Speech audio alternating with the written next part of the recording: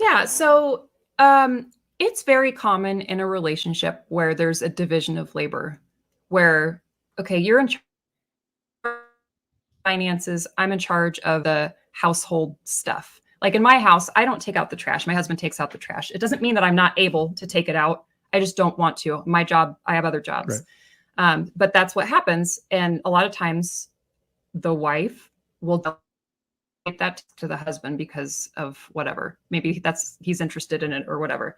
So what happens over years and years of that, maybe that was fine during the marriage, but once you're splitting up, now one person is very much aware of their financial situation. Maybe they're the ones that are making the majority of the income, and the other one is like, I don't know what we have. I don't know how much money we have. I don't know how much money we make. I don't know what our expenses are.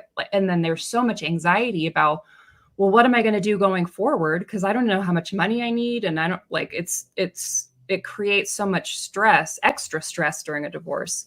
And so I really like to work with women who are in that position because I can make more of a difference by leveling out that playing field with their ex so that the negotiations are fair. Because if you're negotiating with someone and they have all the information and you have none of the information, you can't negotiate with them.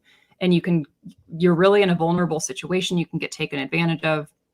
Even if your spouse means well, they still can do things that are not in your best interest intentionally or unintentionally. So you really have to be your own advocate. And if finance is something that scares you, if it's something you don't understand, it makes you nervous, that is totally fine and totally understandable. But you do need to get some help during that decision-making process. You can't just say, oh, well, I'll just let it roll. However, whatever happens, happens. Like, no, if you don't know, if you can't figure this out, you need to get someone to help you. There's help available. You just need to find it, and you might need to pay a little bit for it. But if you invest in a couple hours of help from a financial expert, you can save yourself many, many, many thousands of dollars in the long run.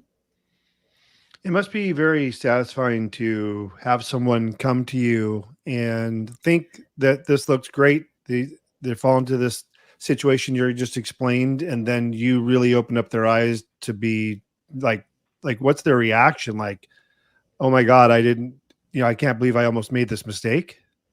Yeah, they have that reaction, and I enjoy finding Easter eggs, or I enjoy finding solutions, but I don't enjoy finding evidence of their ex trying to screw them over or whatever. Intentionally. That Yeah. makes me sad to say, like, because like this one client that I was working with, her husband was like a finance guy. He was an MBA, he was a finance guy.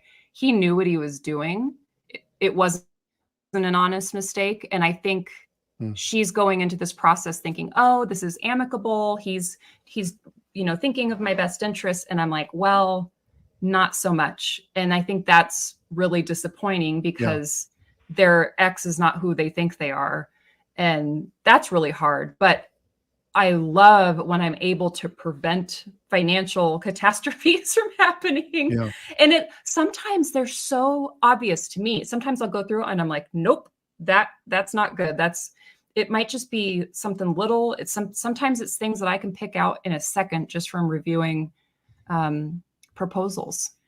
You're probably like the Matrix. You can see through it all, right? When you see the asset sheet.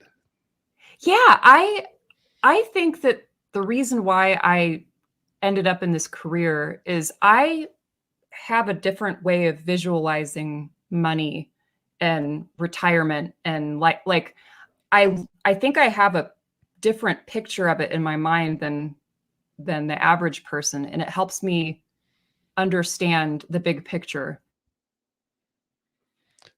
Share that kind of perspective with people, because it's not just two-dimensional numbers. I mean, it is like the Matrix.